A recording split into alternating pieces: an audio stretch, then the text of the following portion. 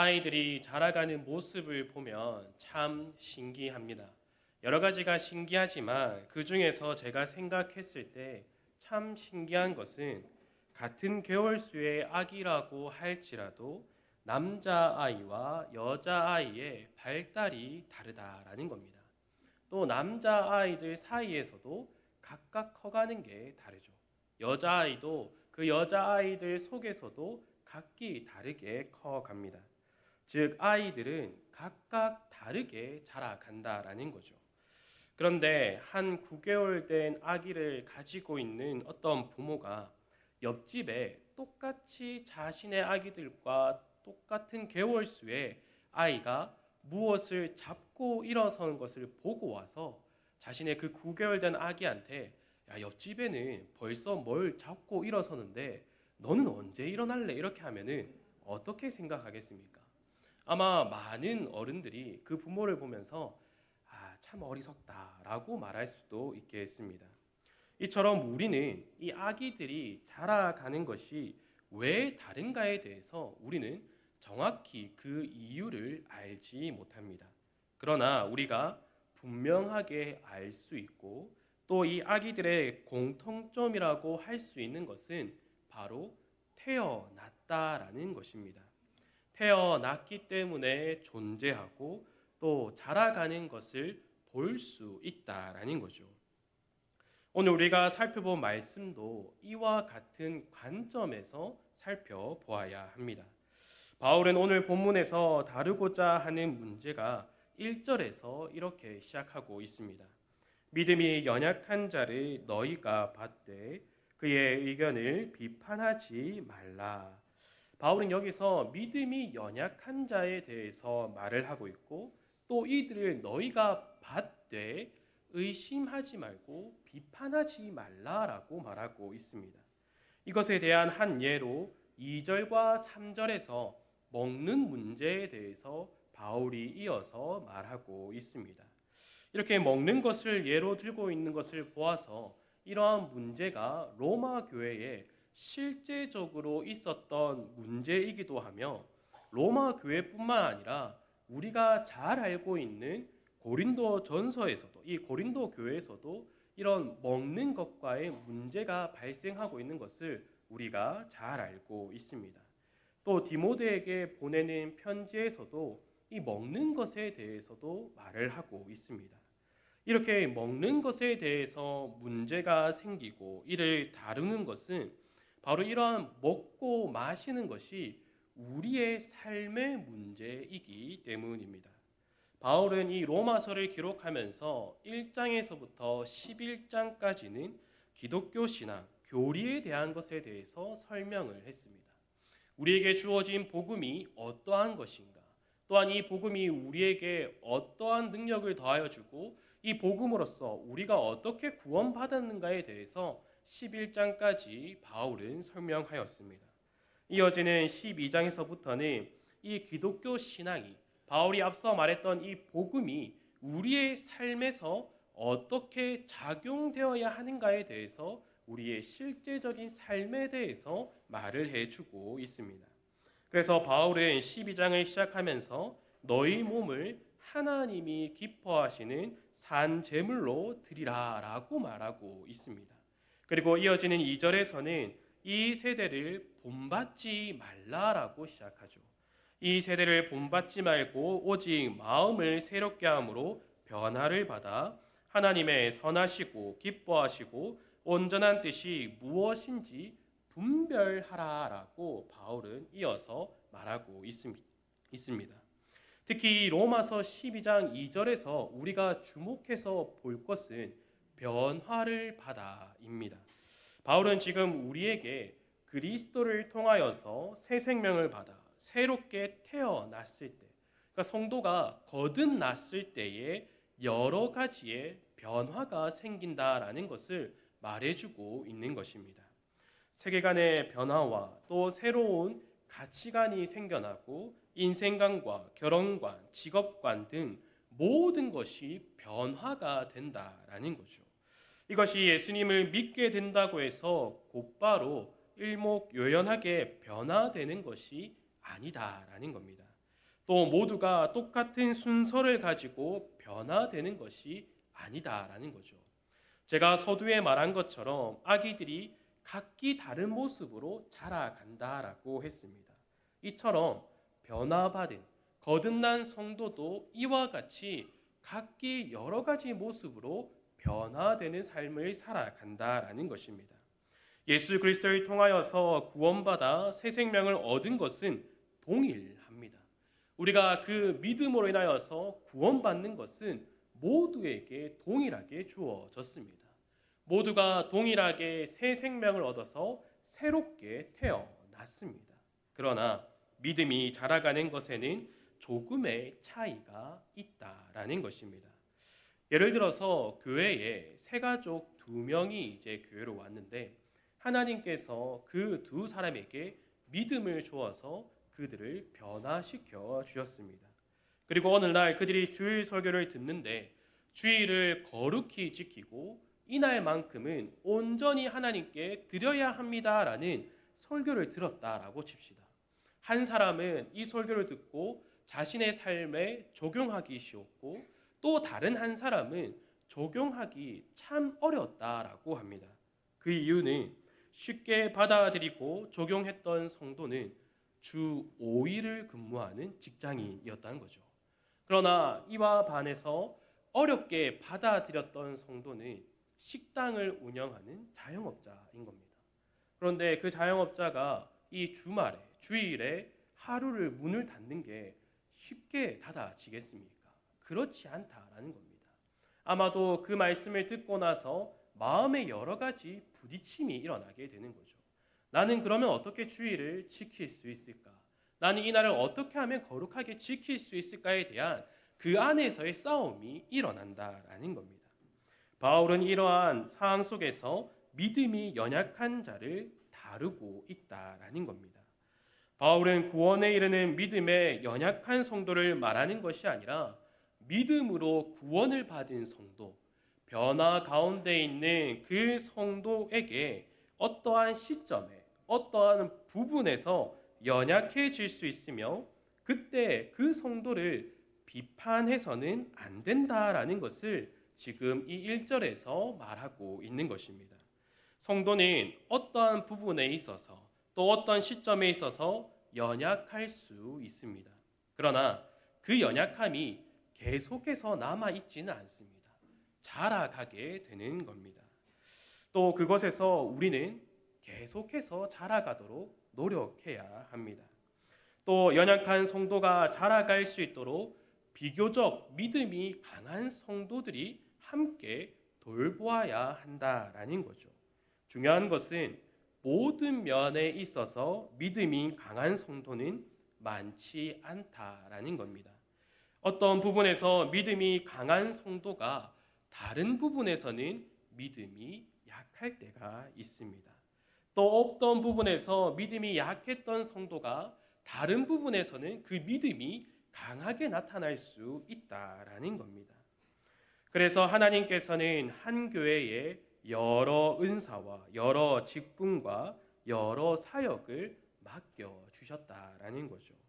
여러 은사와 직분 그리고 사역을 통하여서 함께 서로를 돌아보며 함께 굳건한 믿음으로 자라가야 한다라는 겁니다. 그런데 이 가운데서도 문제가 생길 수 있다라는 겁니다. 고린도 교회가 딱 이러한 모습을 보여주고 있습니다. 우리가 잘 알고 있듯이 고린도 교회는 하나님께서 주신 지혜와 지식 그리고 은사가 충만한 교회였습니다. 하나님께서 고린도 교회에 지혜와 지식 그리고 은사를 충만하게 베풀어 주셔서 그들 속에 예수 그리스도의 증거가 견고하게 나타나게 하셨다라는 것을 이 고린도 전서를 통하여서 우리가 알 수 있습니다. 그리스도의 증거가 견고하게 나타났다라는 것은 그들의 삶에서 예수 그리스도를 닮아가는 모습, 예수 그리스도의 향기가 나타났다라는 말입니다. 그러나 문제가 생기죠. 로마서 15장 1절에서는 바울은 이렇게 말을 하고 있습니다. 믿음이 강한 우리는 마땅히 믿음이 약한 자의 약점을 담당하고 자기를 기쁘게 하지 아니할 것이라. 아멘. 고린도 교회는 하나님께서 자신들에게 준 은사와 직분과 사역들을 통하여서 믿음이 연약한 자들을 함께 돌보아야 했습니다. 함께 서로를 도와가면서 함께 그리스도의 자녀로서 또한 그리스도의 모습이 나타나도록 자라가야만 했습니다. 그러나 어떤 문제가 생깁니까? 자기 자신을 자랑하는 모습이 지금 나타나고 있다라는 것입니다. 내가 받은 은사에 대해, 내가 받은 직분에 대해서, 내가 하고 있는 이 사역에 대해서 자랑하기가 바빴다라는 겁니다. 은사 중에는 어떤 은사가 더 가치 있느냐, 직분의 높고 낮음에 대해서 이야기를 하며 어떤 사역이 더 중요한가에 대해서 논쟁이 이 고린도 교회에 일어났다라는 거죠. 그래서 고린도 교회 성도들이 바울에게 질문을 던지고 있는 거죠. 어떤 은사가 더 가치 있는 겁니까? 어떤 직분이 더 높은 위치에 있는 겁니까? 어떤 사역을 더 중요하게 생각해야 합니까? 라는 질문을 바울에게 던지고 있습니다. 이 질문을 받은 바울은 이렇게 말하고 있습니다. 우리 함께 고린도전서 12장 1절과 2절을 한번 다 같이 읽어보도록 하겠습니다. 고린도전서 12장 1절과 2절입니다. 시작. 형제들아, 신령한 것에 대하여 나는 너희가 알지 못하기를 원하지 아니하노니 너희도 알거니와 너희가 이방인으로 있을 때에 말 못하는 우상에게로 끄는 그대로 끌려갔느니라. 아멘. 바울은 고린도 교회 성도들의 질문에 대해서 너희가 받은 은사, 직분, 사역, 이 신령한 것에 대해서 분명하게 알아야 한다라고 말하고 있습니다. 이것을 알지 못한다면 구원받지 못했던 그 이전의 삶을 계속해서 반복하며 살아갈 뿐이다라는 것을 2절을 통하여서 말하고 있습니다. 갈라디아 교회 성도들에게는 이를 조금 더 강하게 말하고 있습니다. 갈라디아서 3장 3절을 보면 바울은 이 교회를 향하여서 이렇게 말합니다. 너희가 이같이 어리석으냐? 성령으로 시작하였다가 이제는 육체로 마치겠느냐라고 말하고 있습니다. 자신들에게 주어진 은사와 직분과 사역에 대해서 알지를 못하니까 자기의 자랑만 나오고 잘못된 모습들이 나오는 그 모습을 보고 바울은 너희가 처음에는 성령으로부터 그 모든 것들을 받았지만 지금은 그 성령으로서 행하는 것이 아니라 너희를 자랑하고 이전과 같은 육체 가운데서 살아가고 있다라고 강력하게 말하고 있습니다. 이를 통하여서 알 수 있는 것은 교회 안에 이러한 문제들이 언제나 일어날 수 있다라는 것입니다. 왜 그렇습니까? 완벽한 성도가 없다라는 것입니다. 모두가 예수 그리스도께서 오실 때까지 계속해서 자라가야 하는 성도이기 때문입니다. 다시 우리가 고린도 교회 문제로 돌아와서 이 문제를 살펴보면 바울은 고린도 교회의 성도들의 질문에 어떤 은사가 더 가치 있고 어떤 직분이 더 높고 어떤 사역이 더 중요하다라고 말하지 않고 하나님께서 이 신령한 것을 주신 이유와 목적에 대해서 분명하게 알려주고 있습니다. 바울은 7절에서 이렇게 말해주고 있습니다. 각 사람에게 성령을 나타내심은 유익하게 하려 하심이라. 아멘. 어떠한 유익을 위하여서 지금 성령 하나님께서 이 고린도 교회에 은사를 여러 가지 모습으로 주고 계시다라는 것을 말해주고 있습니다. 어떤 사람에게는 성령으로 말미암아 지혜의 말씀을, 어떤 사람에게는 같은 성령을 따라 지식의 말씀을, 믿음을, 병 고치는 은사를, 능력 행함을, 예언함을, 영들 분별함을, 각종 방언 말함을, 또 방언을 통역함을, 여러 가지의 은사들을 교회에 허락해 주셨다라는 겁니다. 바울은 이러한 것들을 말하고 나서 11절에서 이렇게 말을 합니다. 이 모든 일은 같은 한 성령이 행하사 그의 뜻대로 각 사람에게 나누어 주시는 것이니라. 아멘. 은사를 받은 것이 그 사람에게 있는 것이 아니라 성령 하나님께서 나누어 주신 것인데 성령 하나님의 뜻대로 준 것이다라는 것을 말해주고 있습니다. 성령 하나님의 뜻대로 주어졌는데 우리가 앞서 읽었던 7절에서 어떠한 뜻이라고 말했습니까? 유익을 위해서 주셨다고 합니다. 성령 하나님께서 뜻하신 바는 그 은사를 통하여서 우리에게 어떠한 유익이 있어야 한다라는 것을 말해주고 있습니다. 그러면 어떤 유익을 위하여서 교회에 이러한 여러 가지의 은사를 주십니까? 바울은 고린도전서 12장 3절에서 이를 분명하게 말해주고 있습니다. 또 성령으로 아니하고는 누구든지 예수를 주시라 할 수 없느니라. 바로 예수 그리스도를 주라라고 고백할 수 있도록 교회에 여러 가지 은사를 주고 계시다라는 겁니다. 여러 가지 은사를 주시면서 그 은사를 자랑하도록 하는 것이 아니라 그 은사를 통하여서 교회의 부름을 받은 모든 성도가 예수 그리스도를 나의 주이십니다. 나의 주인 되십니다라는 고백을 할 수 있도록 여러 가지 은사들을 허락해 주셨다라는 겁니다. 그러면 이 예수 그리스도를 주라 고백하는 것이 단지 오늘처럼 이렇게 성도들이 모였을 때 함께 주입니다. 예수 그리스도는 나의 주입니다라고 입술로 고백하는 것에서 끝나는 것이 아니라 우리가 각자의 삶으로 돌아갔을 때 각자의 가정에서 각자의 직장에서 각자의 삶을 살아가는 모든 상황 속에서 예수 그리스도가 나의 주인 되십니다라는 것을 고백할 수 있도록 여러 가지 은사들을 허락해 주셨다라는 거죠. 이 은사뿐만 아니라 직분도 마찬가지입니다.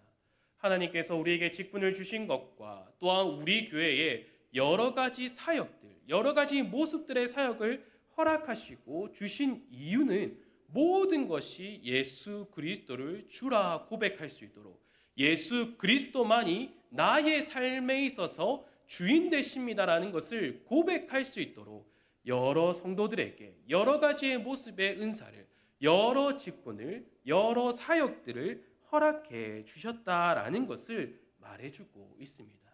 즉 우리가 우리의 삶에서 예수님이 나의 주인 되십니다라고 고백하는 것은 나의 삶이 하나하나씩 변화되어서 예수 그리스도를 닮아가는 것을 말해주고 있습니다. 이것이 개인에게만 주어진 것이 아니라 교회에 함께 주어졌다라는 것입니다. 교회에 함께 주어져서 함께 예수 그리스도를 주로 고백할 수 있도록 만들어 가신다라는 겁니다. 그리고 바울은 이 12장이 끝나는 마지막 구절에서 이러한 말을 또 해주고 있습니다. 31절입니다. 너희는 더욱 큰 은사를 사모하라. 내가 또한 가장 좋은 길을 너희에게 보이리라 라고 말을 하고 있습니다. 바울이 이 말을 하고 나서 이 교회에 주어진 은사, 직분, 사역들로 인하여서 문제가 생기지 않고 분명한 목적인 그것을 우리에게 주신 목적인 예수 그리스도를 나의 구주라고 고백을 하고 그 예수 그리스도를 닮아가는 삶이 우리의 삶 가운데 나타날 수 있도록 가장 큰 은사를 사모하라. 그리고 좋은 길을 내가 보이리라 라고 이어서 말하고 있는 것입니다. 바울은 여기서 말하고 있는 큰 은사라고 표현한 것은 개인의 어떠한 기질이나 능력이 아니라 우리에게서 나오는 어떠한 것이 아니라 하나님께서 주셔야지만이 소유할 수 있다라는 것을 말하기 위하여서 큰 은사라고 표현하고 있습니다. 그리고 이 은사를 표현한 것을 너희에게 보여주겠다라고 말하고 있는 거죠. 그리고 이어지는 고린도전서 13장에서 바울이 어떠한 것에 대해서 말하고 있습니까? 우리가 잘 알고 있듯이 사랑에 대해서 바울은 말하고 있습니다. 바울은 은사와 직분과 사역을 자랑하는 고린도 교회 성도들에게 지금 이 13장의 이야기를 말을 해주고 있습니다. 그럼 한번 13장 1절에서 3절까지의 말씀을 한번 다 같이 읽어보도록 하겠습니다. 시작. 내가 사람의 방언과 천사의 말을 할지라도 사랑이 없으면 소리나는 부리와 울리는 꽹과리가 되고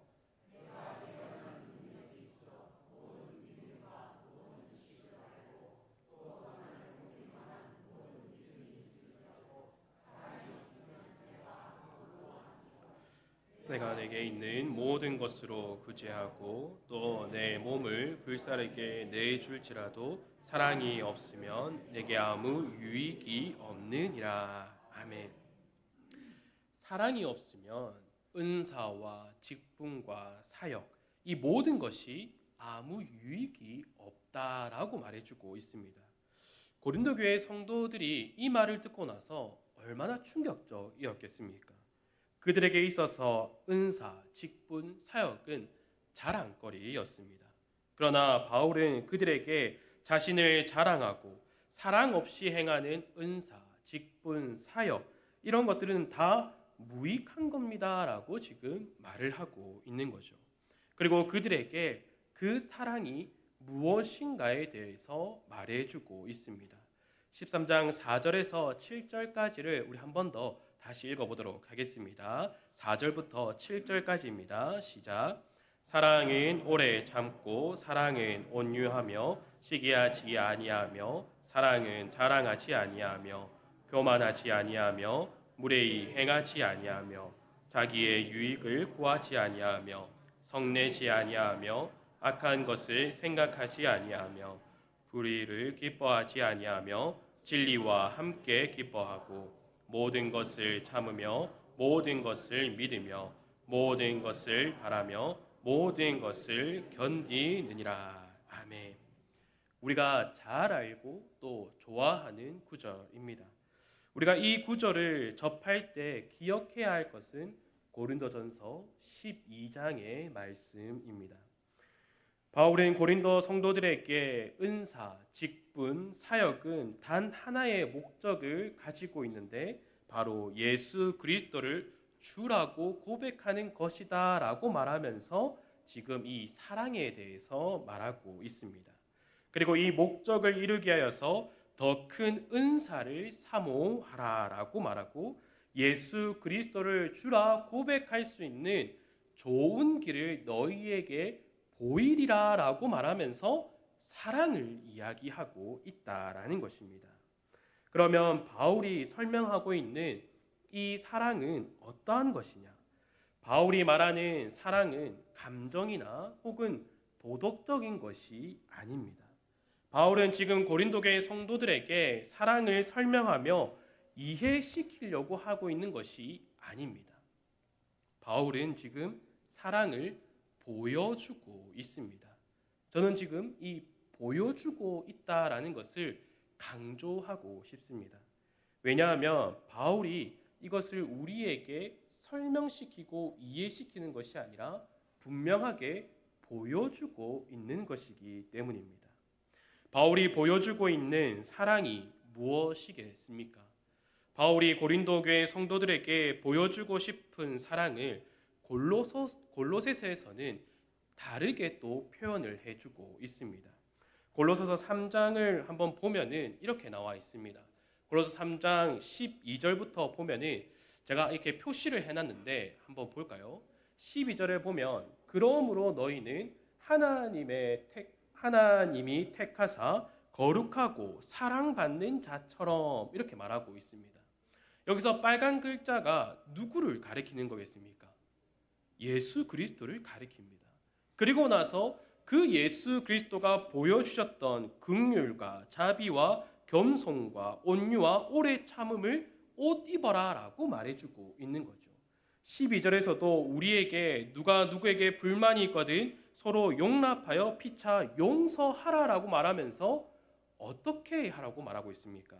주께서 너희를 용서하신 것처럼 이라고 말하고 있습니다. 이어지는 15절을 보면은 그리스도의 평강이 너희 마음을 주장하게 하라라고 말하면서 너희는 평강을 위하여 한 몸으로 부르심을 받았다라고 말하고 있습니다. 너희 자체가 평강이 되라고 말하는 것이 아니라 예수 그리스도가 평강이다라는 것을 먼저 말해주고 우리가 그 평강 안에 모인 자들이다라는 것을 말해주고 있습니다. 16절에서도 그리스도의 말씀이 너희 속에 풍성히 거하여 그리스도의 말씀이 우리 가운데 거해야지만이 모든 지혜로 피차 가르치며 권면하고 시와 찬송과 신령한 노래로 감사할 수 있다라는 겁니다.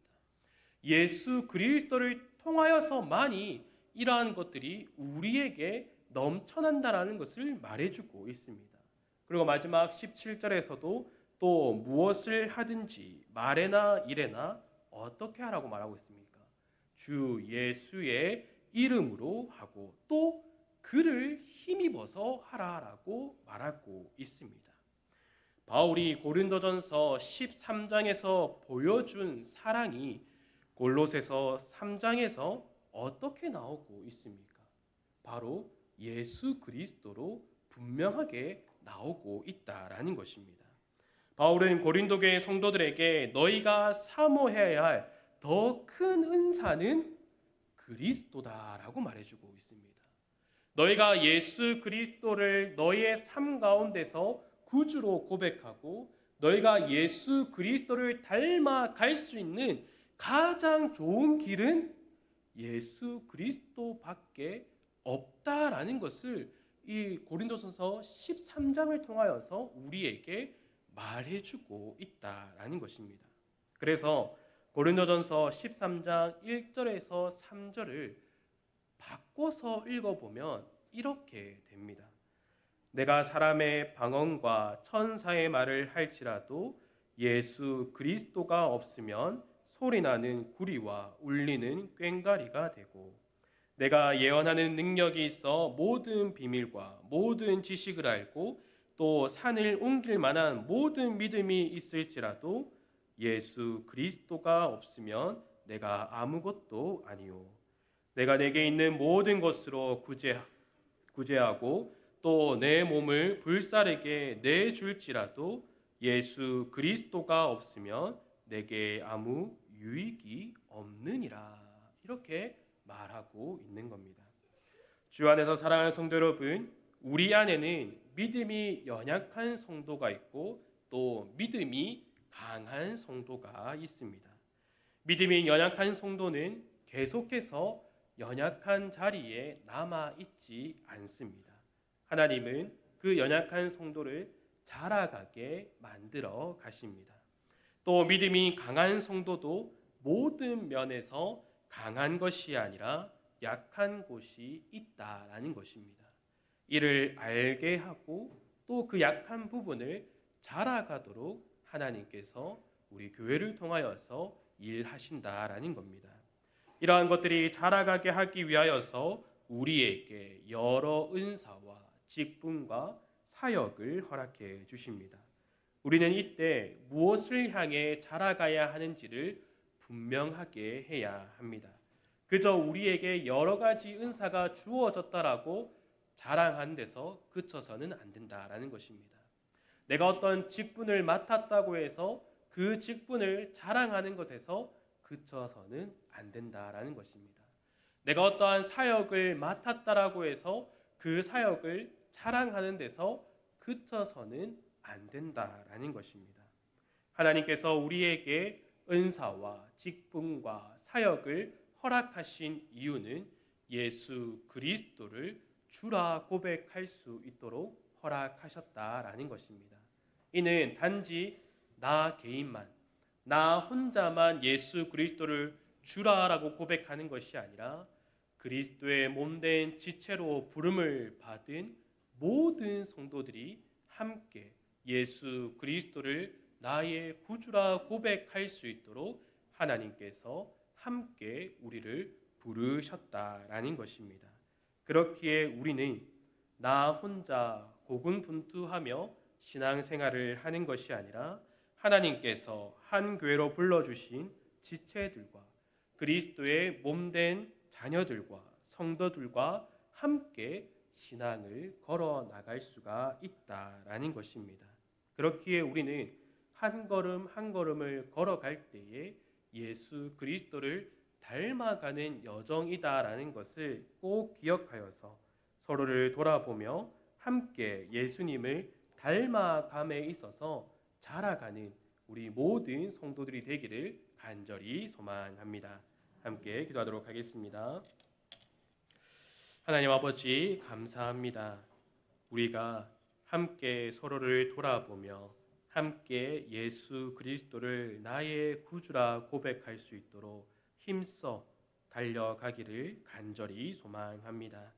나 혼자만 나의 믿음을 붙잡고 걸어가는 것이 아니라 하나님께서 한 곳에 모아주신 우리 성도들과 함께 힘써 더불어 또한 서로를 돌아보며 믿음이 연약한 자를 받되 그를 비판하는 것이 아니라 함께 돌보며 우리가 더욱더 굳센 믿음 가운데로 자라갈 수 있도록 함께 예수 그리스도를 닮아가는 그 믿음의 삶을 온전히 걸어갈 수 있도록 우리의 삶을 붙들어 주시기를 간절히 원하며 이 모든 것 예수님의 이름으로 기도드립니다. 아멘.